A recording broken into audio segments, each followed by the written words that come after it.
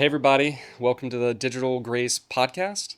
This is episode 6, and we're here to discuss digital addiction and its impact on spiritual formation, the church, and God's mission. Today, we have with us Pastor Jay Kim, uh, lead pastor at Westgate Church in Silicon Valley, and an author of a few books, I think, at this point, on living in a digital age and being a Christian and trying to faithfully follow Jesus. And so, thanks for coming on the podcast today with us, Pastor Jay. Yeah. Thank you so much for having me. Yeah, it's a joy to be on, and the conversations you have are very much front and center for me. So yeah, love the chance to get to talk to you and the folks listening. Yeah, and thank you for leading the charge on that in so many ways. You've been one of those voices persistent in the past few years, sharing about Mhm. this, writing books on it. So, thank you for the work that you're doing in that area. Yeah, you're welcome. Yeah, I'm actually quite grateful that there are so many other wonderful, brilliant voices who are moving the conversation forward, and I'm as much a student as I am anything else in the conversation. So, yeah, grateful. Definitely. Well, first, I'd love for our audience to just kind of hear a little bit about your faith journey. When did it start? How has God led you to what you're doing now? You're pastoring, you're authoring, you're leading a couple of podcasts. Is that right? You still doing that too? Yeah, I get to, yeah, it's so fun. I get to host a couple podcasts like this and have conversations like we're having now, and I learn so much from them. Yeah, I was born in Korea, immigrated to the States with my mom, only child, single mom, so I had a pretty quiet childhood, but grew up in the church. My mother, basically for the entirety of my life, has been, still to this day, is one of the most passionate followers of Jesus I know, and grew up in the church, grew up at church all the time, and sadly, when I went to college, I went through what is now sadly a very common story, the sort of deconstruction story. So I spent a number of years as a college student. I think I considered myself an agnostic at the time. I hadn't, given up on the possibility of some divine reality, but had certainly throughout all of the sort of Jesus tradition that I inherited as a kid. But thankfully, in my very early 20s, through a small group of guys that would gather on Monday nights, came back to Jesus and made my way back to a faith that I think at that point had become my own for the first time in my life, and that led to becoming a youth pastor in my early 20s, and here we are 20 plus years later, still doing my best to follow Jesus faithfully and serve his people. And yeah, God's grace has just been so immense and evident in my life. So yeah, I'm just filled with gratitude and humbled by the fact that God would choose to continue pursuing me, for one, and then continue to move in and through me, to help people. So yeah, it's a gift. Life is a gift. Amen to that. Well, tell me a little bit about your writing career. So, I read Analog Christian was the primary book that came to the fore when I was starting to engage in this topic of social media and digital addiction and how to make sense of it. Could Yeah. you tell me a little bit about that book and maybe some of the books that are related? I know there's Analog Church, and then remind me of your most recent one that you wrote. Yeah, a couple of years ago, I released another book called "Listen, Listen, Speak," and then my next book is called "The Pace of Peace," which is about distraction and attention and living an examined life. So, yeah, my writing life has been also just an unexpected gift. I think I always enjoyed writing, even as a kid. I remember growing up. Again, I grew up quite isolated and alone for a number of reasons. So lived in my own head, had a very wild imagination, and loved spending time there in my own sort of imagination. And a lot of that was expressed through writing. So I've always enjoyed writing. And then, I think probably 15, 20 years ago, had dreams of writing a book, but never really knew what I would write about. And then in 2018 or so, it's a long story, but through a number of sort of God woven, uh, surprising interactions, had a chance to write my first book, which was called Analog Church, which was about the intersection of the digital age and our ecclesiology, what it means to be the church.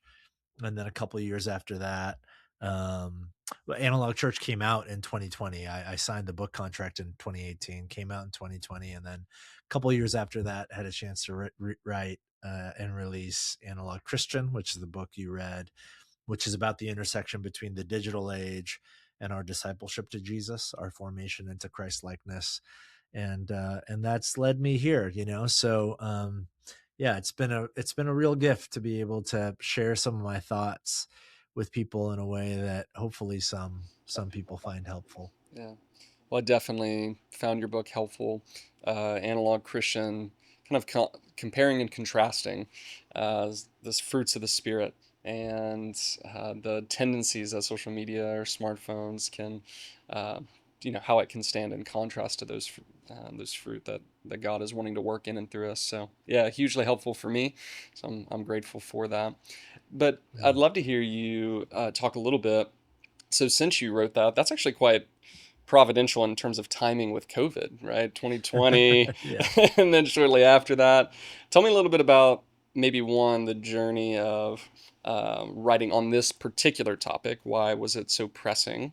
And then two, what it maybe it's been like just as, you know, in God working through history, how that's landed right in the center of such a unique era.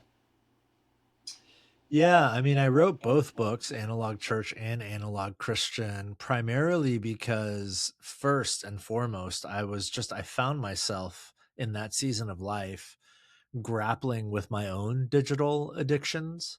And it's interesting, that word addict comes from a Latin word that at the time of Jesus, it was a word used in Roman courts of law to describe slaves.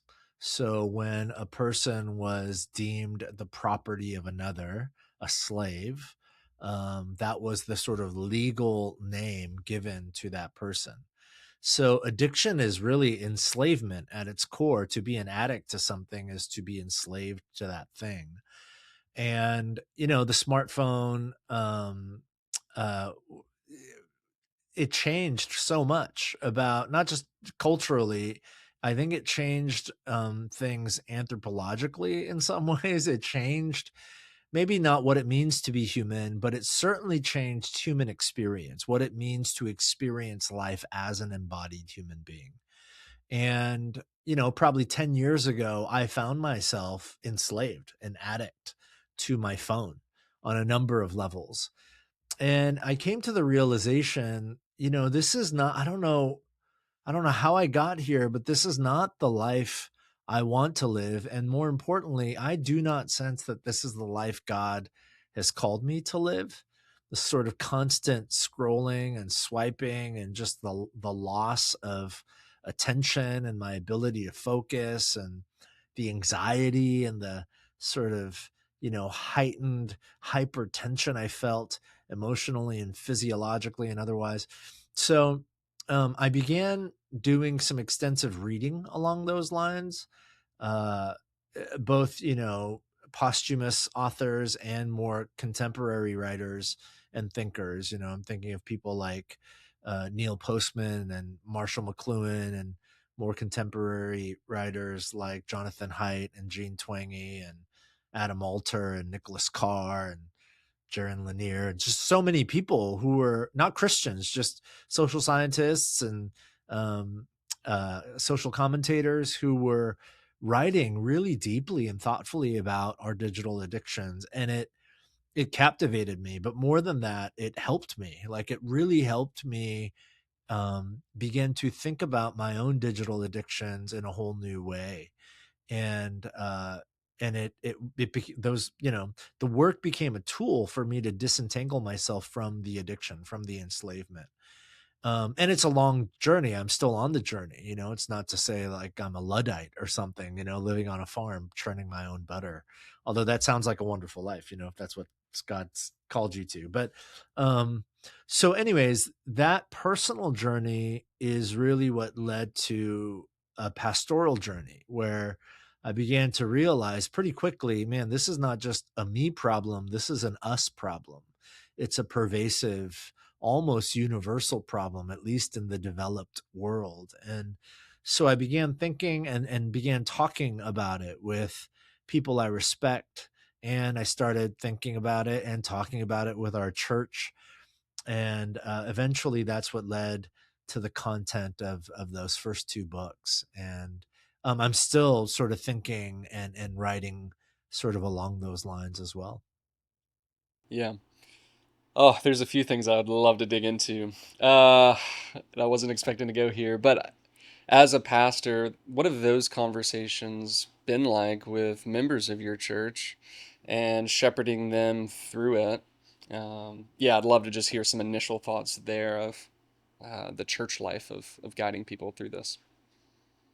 Yeah, one of the things that's been a surprising gift in having these ongoing conversations with people is just the depth of empathy that arises because digital technology is so ubiquitous, because it is a constant ongoing reality, not just in most, but in like almost all of our lives. Um, Whenever the conversation comes up, we can speak in shorthand almost immediately. Like most people I talk to, when I talk about the sort of despair I feel when I'm just endlessly doom scrolling, as one example, almost everyone I have that discussion with, they're never like, "Oh, what do you mean? Tell me more about that." Everyone's just like, "Oh yeah, that's horrible. I feel horrible when I do that too."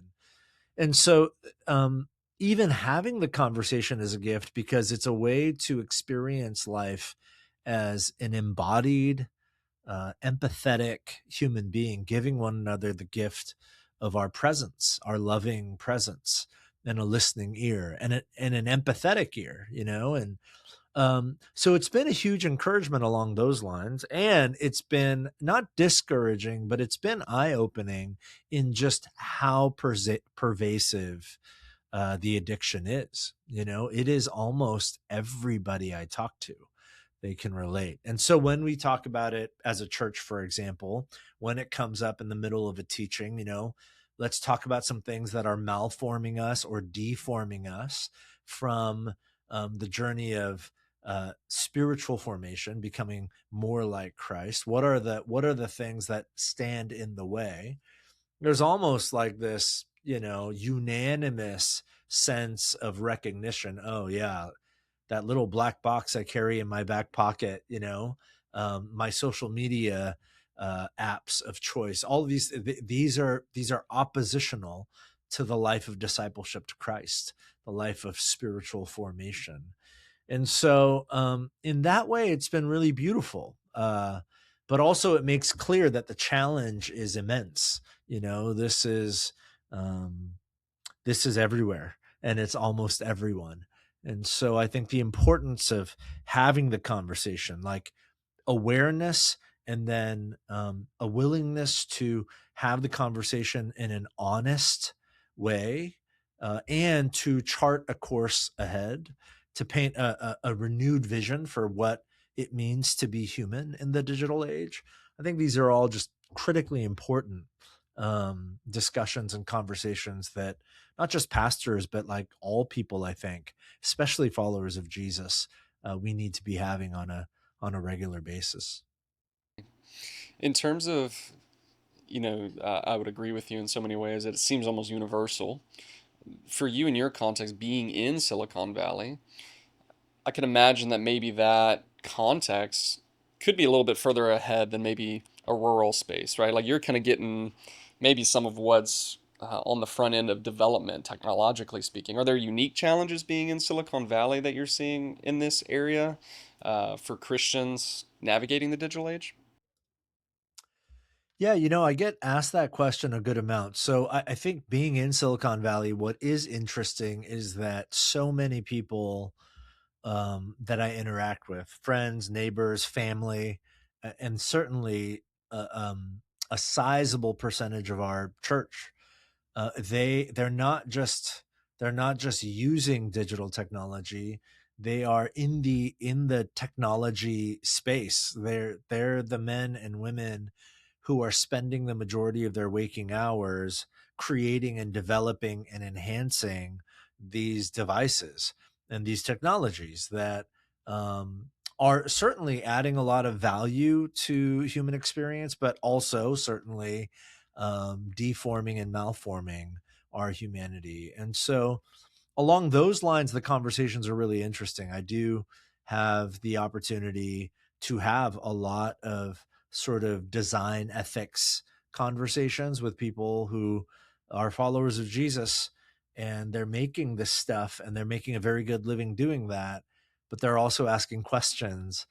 Am I contributing to something that is forming people in a way that God did not intend for us to be formed? And it is complex. It's not black and white. It's not simple.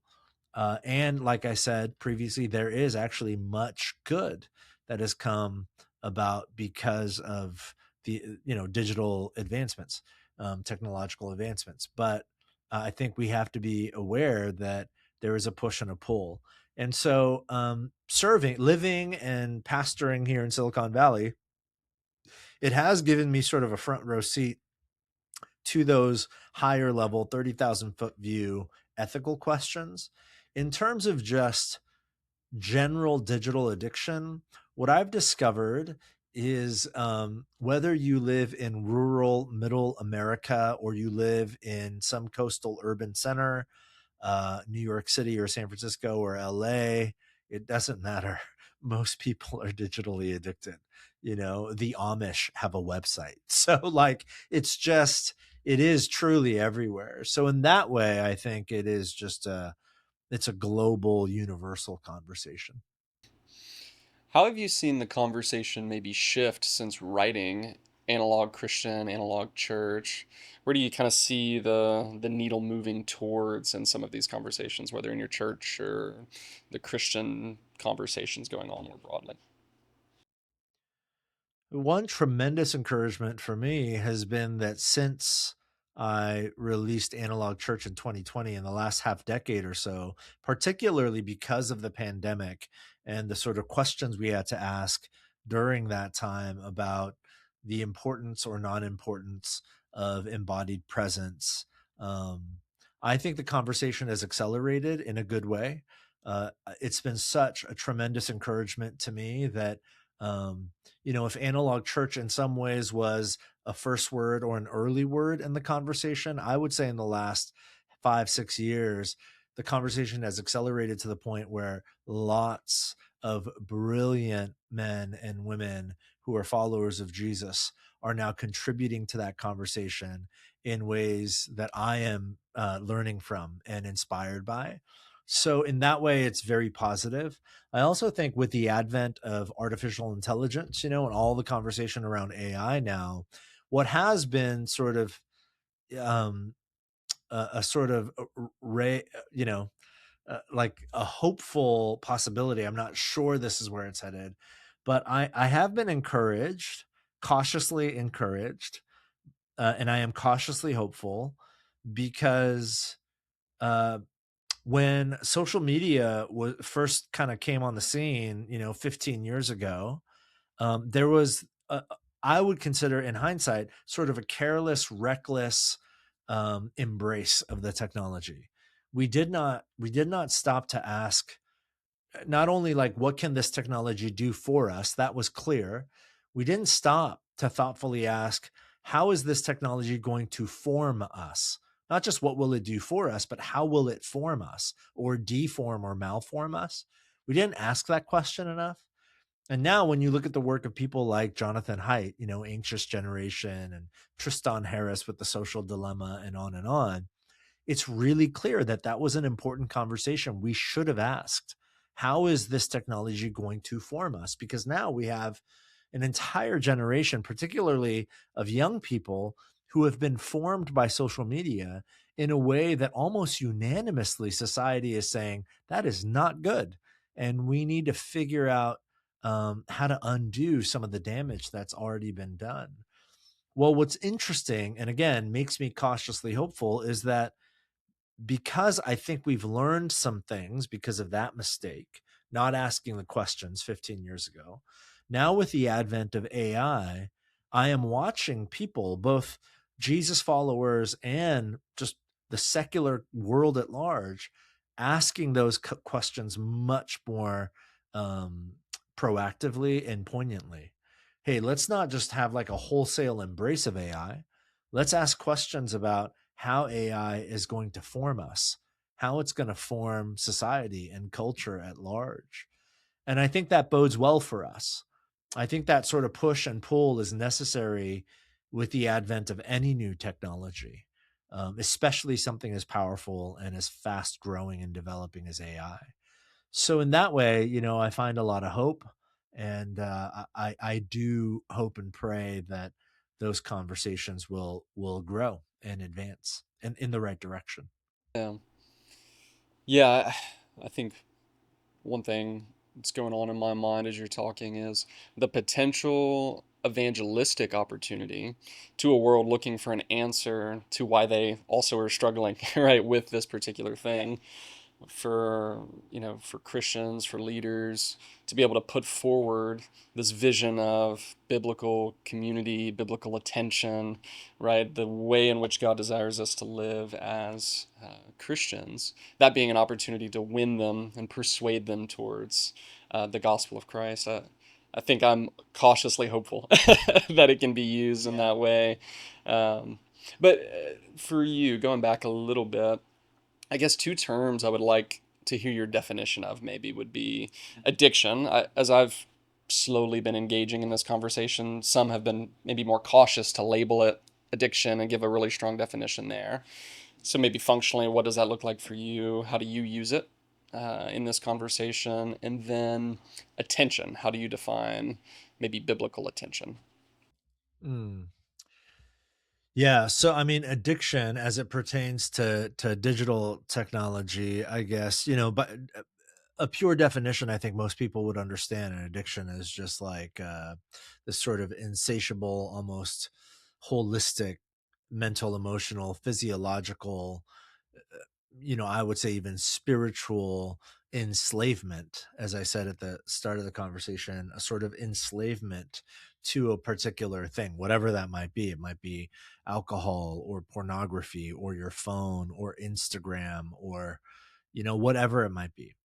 So that's how I would define or understand addiction specifically. But in terms of attention, there's a lot to say about that. In fact, my next book, The Pace of Peace, is about this. It's about attention. And there's a quote by M. Scott Peck.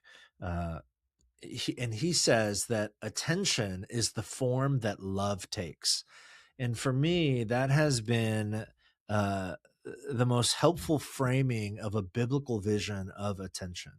When you read the early church fathers, or the desert fathers and mothers, or the early monastics, we often think of attention and the struggle to retain and to develop and deepen our attention as a sort of modern problem. Most of us think like, oh man, because we have smartphones, attention is an issue. Well, the reality is when you read early church fathers and the desert fathers and mothers and the early monastics hundreds of years ago, multiple millennia ago, attention was a problem then. The desert fathers and mothers write extensively about how they believed that distraction was actually demonic.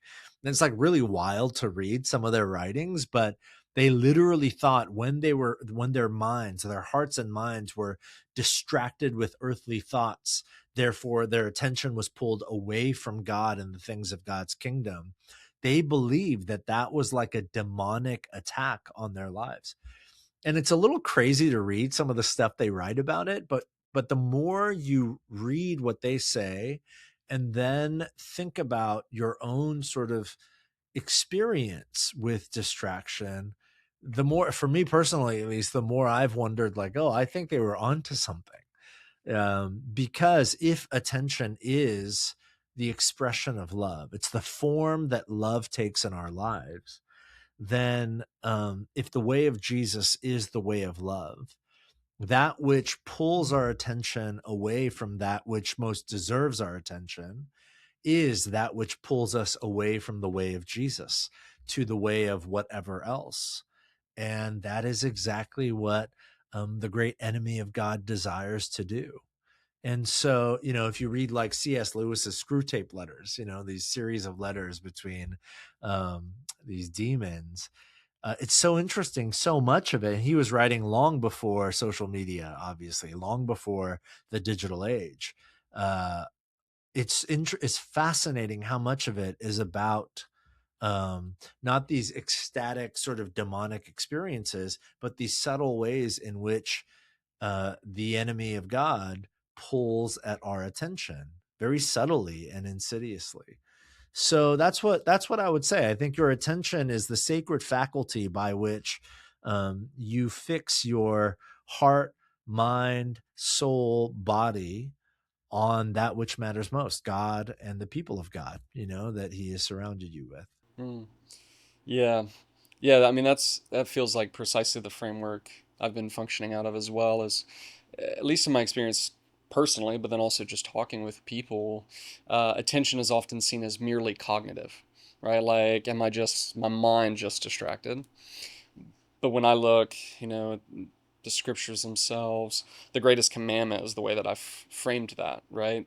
The love with all of your heart, mind, soul, strength, or in other words, give all of yourself to God, right? In self sacrifice, which is one really beautiful because Christ displays that through his death and his resurrection. He gives all of himself to both God and to us, but then we are brought into relationship with him, which is really beautiful. But then it shows me how often I don't do that, right? It shows me how often I'm not loving the Lord my God with all my heart, mind, soul, and strength. And so, yeah, for me, biblical attention in that way has constituted all of those components. And is that what I'm hearing? Yeah. Yeah, absolutely. I mean, when Jesus is asked that question, Rabbi, which is the greatest commandment? And he's not whipping that up out of thin air, right? He's quoting the Shema, which Orthodox Jews to this day recite multiple times a day. Love the Lord your God. Hear, O Israel, the Lord your God, the Lord is one. Love the Lord your God with all your heart, soul, strength. Is actually the original in Deuteronomy. That's the Shema, heart, soul, strength. And Jesus does what you weren't supposed to do. He adds something. He adds mind. And it's interesting, Jesus says those words in a first century Greco-Roman setting. And so it is, like you're saying, a holistic view of an integrated human. That's essentially what he's saying. That's exactly right. That Jesus is essentially saying you've got to love God with everything that you are, with the entirety, not a fragmented, compartmentalized, fractured version of yourself, but an integrated, holistic version of yourself. So in the Greco-Roman world, um, the heart was, the Greeks called the heart the seat of your affections, which means like your desires, your longings. So fix your desires and longings on God. And then your strength was a way of talking about your embodied life. So it was literally like the stuff you did. So love God with your actions, like actually do things that express and embody the love of God and your love for God.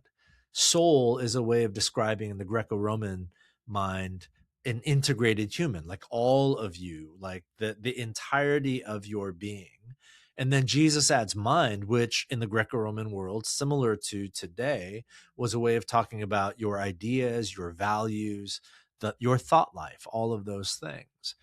And so, yeah, that's exactly right. I think in the digital age, so many of us live fragmented, fractured lives.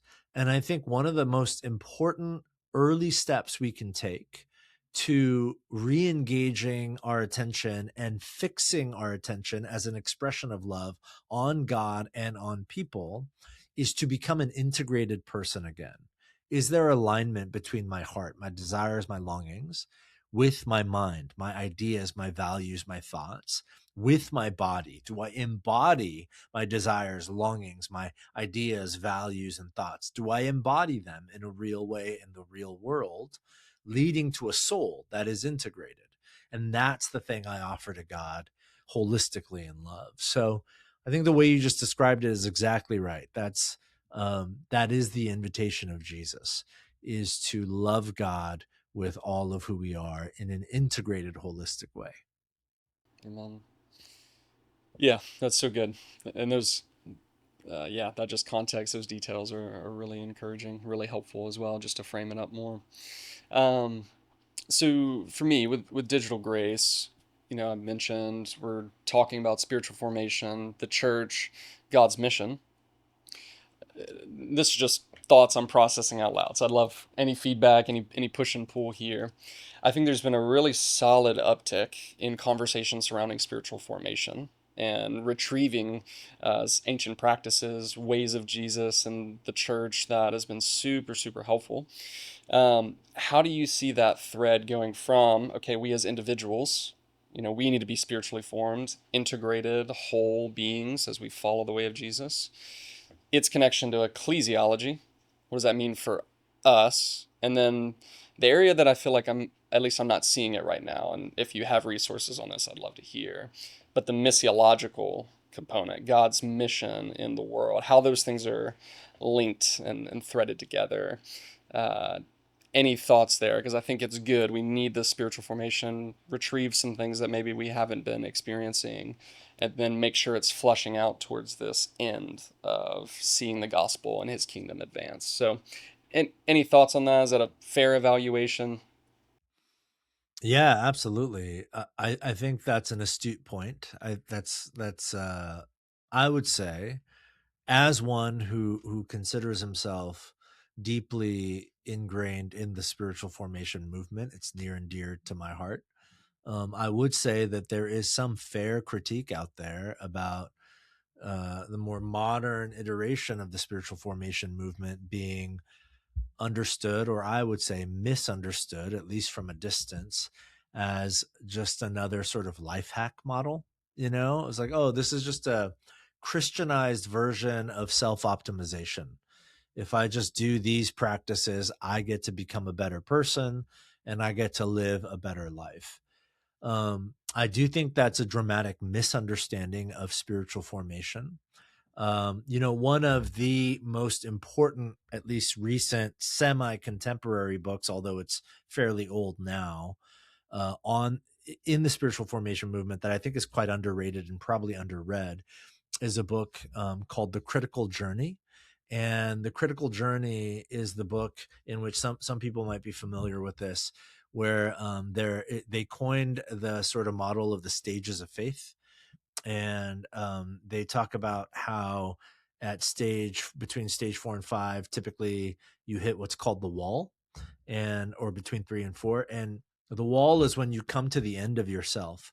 Now, we don't have time to get into all the details, but what the only reason I share that is because in these stages, what happens if you can follow God by his spirit through the wall, not around, but through the wall, crisis of faith or a season of doubt or season of like dryness or whatever it might be, where it takes you is actually to a life that begins to flow outward into the world, where you are formed now as a person of love. So the best way to understand it, the way that's been most helpful to me, is that spiritual formation is misunderstood and it can become dangerous, like again, just a Christian version of self-optimization, if we choose to misunderstand spiritual formation as the journey of being formed by love.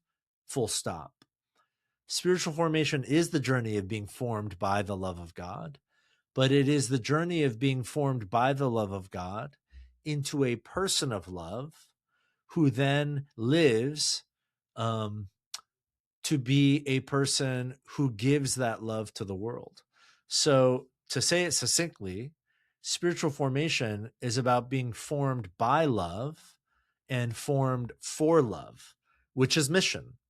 It is to embody the love of God for a world that is desperate for that love, that absolutely needs that love. And so the integration of both being formed by love into a person of love who is now formed for love, it really matters. That sort of holistic view matters. And it's not linear. It's not like you become a person who is formed for love and now you cease to receive the love of God.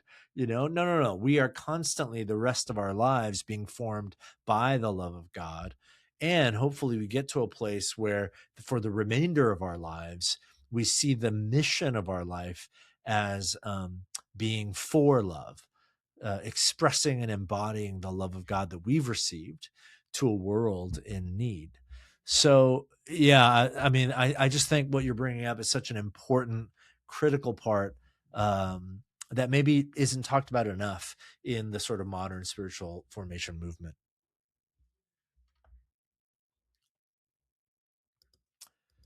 Yeah, the book is called The Critical Journey. I'm gonna look up how old it is. It's been out for a long time.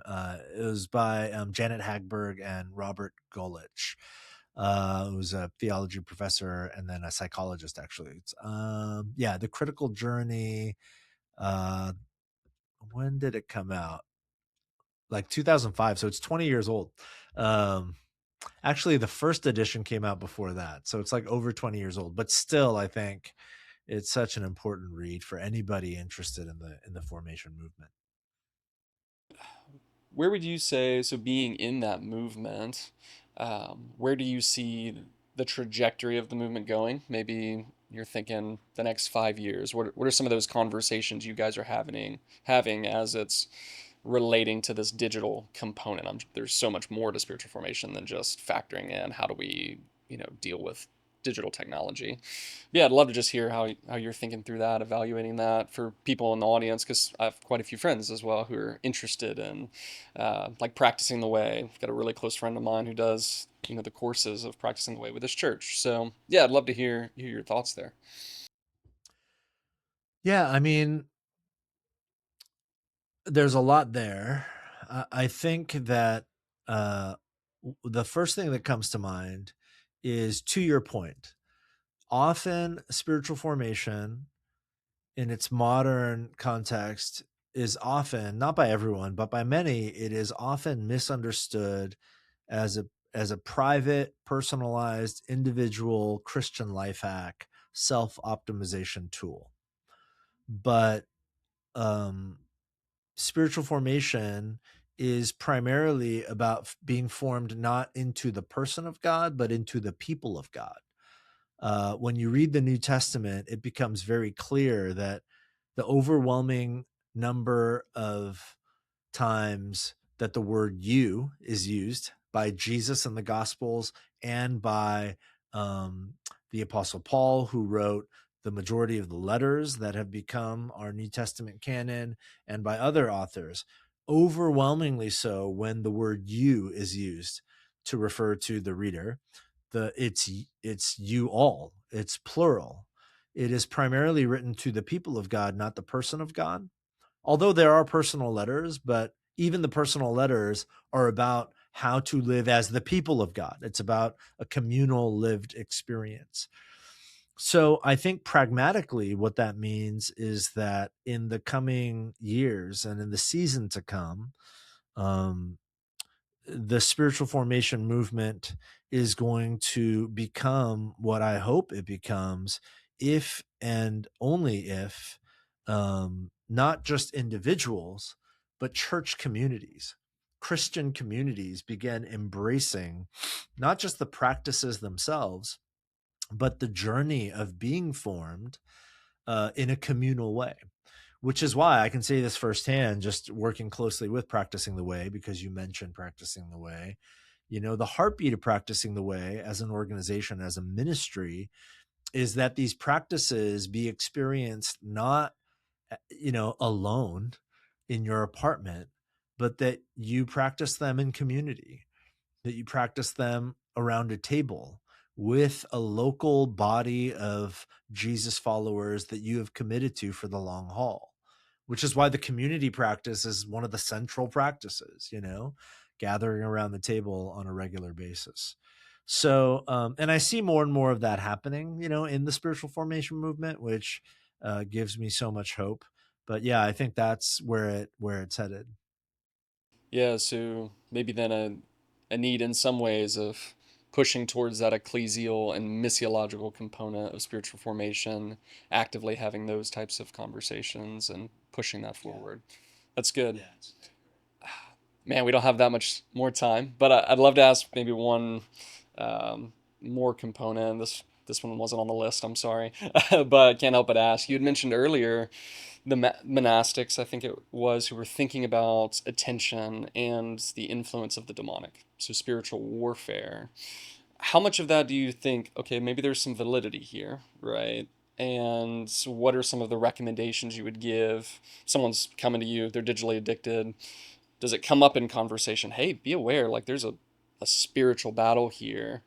How are you fleshing that out as a pastor, and then how are you maybe exhorting that just in general conversation with others on this topic? Yeah, in terms of like, is it really demonic or not? It depends on how literal you want to get. I would argue that anything that stands in opposition to fixing our attention in a deep way on God and his kingdom and his people is in whether literal or figurative or otherwise demonic. It is the work of the enemy of God, because that is the purpose of the work of the enemy of God, is to keep us from God. Um, in terms of, how to combat that, I would say, there's multiple things. One is just awareness. I think so many of us live with a lack of awareness that our attention is being frayed and scattered about like, a sort of, I don't know, just like litter on the landscape of our mental, emotional lives. So I think recapturing the gift that our attention actually is, seeing it for the incredible sacred commodity that it actually is probably the first step. That what I give my attention to, there's that phrase like, you become what you behold. Another way to understand that is like, what you give your attention to is that which will form you most deeply. And I think beginning with that awareness is key. And then honestly, this may not work for every personality, but in my experience, in my own life, but also as a pastor serving people, for the overwhelming majority of people, I think the most pragmatic, effective next step to take after awareness is to create a particular rule of life, like a particular set of practices and rhythms that you will commit to. Otherwise, you will just default to your addiction, So that might mean for people developing a digital rule of life. It's something I recommend to everybody in the digital age, honestly. If you have a smartphone, if you have a technological device, you should probably deeply consider crafting and committing to a digital rule of life, which means very just nuts and bolts. It just means having particular commitments as an individual, or maybe as a family, or maybe as a church community. Like, here is when and how we will use and not use our smartphones and our digital devices. So one of the most practically helpful frameworks for this that I've implemented into my life that's been transformative is from my friend Andy Crouch, who developed this sort of like 1 hour a day, 1 day a week, 1 week a year rule of life. So commit one waking hour a day to being completely technology free.